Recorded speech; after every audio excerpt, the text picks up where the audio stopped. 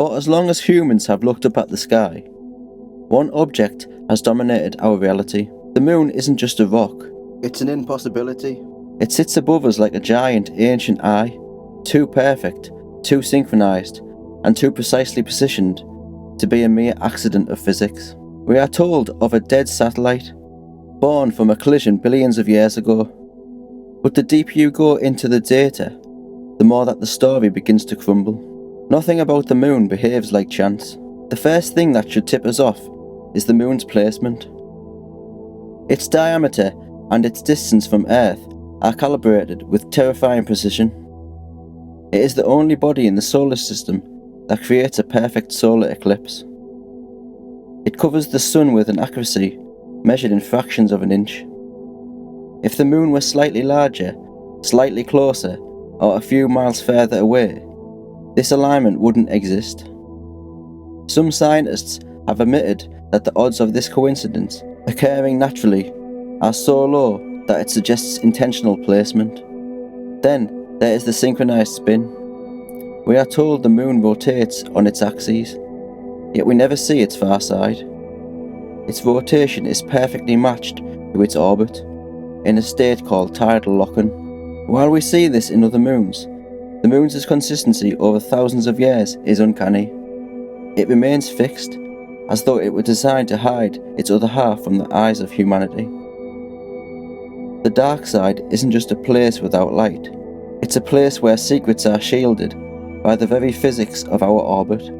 Perhaps the most damning evidence of the moon's strange nature came in 1969. During the Apollo 12 mission, NASA crashed a lunar module into the surface to test seismic equipment. The result changed everything.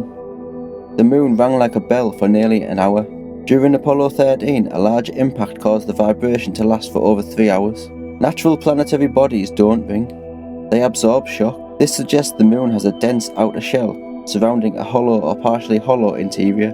In 1970, Soviet scientists Mikhail Vasin and Alexander Sherbakov proposed a theory that most mainstream astronomers are too afraid to touch: that the moon is an artificial construct, a station encased in a protective layer of rock. They noted that lunar craters are strangely shallow. No matter how wide the impact, they never seem to penetrate past a certain depth, as if hitting an impenetrable inner hull. If we mastered the moon 50 years ago, why does it feel like we've forgotten how to get there? In 1958, we discovered the Van Allen radiation belts, two massive zones of lethal energy surrounding Earth. To reach the moon, astronauts had to cross them twice. Today, NASA engineers openly admit that passing through these belts safely is a technological hurdle we haven't solved yet. How did we manage in 1969 with aluminium foil and primitive shielding, and yet we struggle now? The mystery deepens when you realise that the most important data in human history, the original telemetry, the high-resolution footage, and the engineering schematics for the Saturn V was allegedly lost by NASA. The greatest achievement of the 20th century, documented on reels that simply vanished. Even the men who went there have left us haunting clues. Buzz Aldrin once told a young interviewer, "We didn't go there," before quickly pivoting. He later admitted that much of the footage shown to the public was a simulation. Was the space race a psychological operation designed to hide what the moon truly represents? The moon doesn't just pull the tides, it pulls us. The very word lunatic is a testament to the moon's influence over human behaviour. Police and psychiatric hospitals have reported surges in crime, suicides and erratic behaviour during full moons. Animals act strangely, and ancient folklore is filled with warnings about the transformations triggered by its light. If the moon is an engineered station, its influence over our biology and psychological rhythms isn't accidental. It may function as a device, shaping human consciousness from above. This leads to the hologram theory. Amateur astronomers have captured the lunar wave, digital-like ripples that pass across the moon's surface, like a refresh rate on a screen. If the surface is a projection, it's the ultimate camouflage. A mask designed to hide the structures, ruins or occupants that live on the other side.